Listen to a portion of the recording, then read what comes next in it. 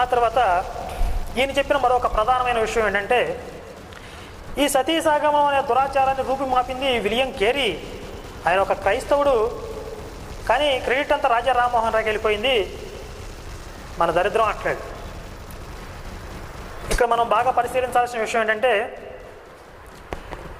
క్రైస్తవులు రావడం వల్లే భారతదేశం అభివృద్ధి చెందింది, భారతీయ సమాజంలో ఉన్న దురాచారాలు పోయాయి, క్రైస్తవులు రావడం వల్ల, బ్రిటిష్ వాళ్ళు రావడం వల్ల మన దేశానికి మంచి జరిగిందని కూడా చెప్తున్నాడు. అంటే మతం మారితే దేశభక్తి పోతుంది అని చెప్పడానికి ఈయన ఒక ఉదాహరణ. బ్రిటిష్ వాళ్ళు రావడం వల్ల మన దేశానికి మంచి జరిగింది అంటున్నాడు, చూసారా?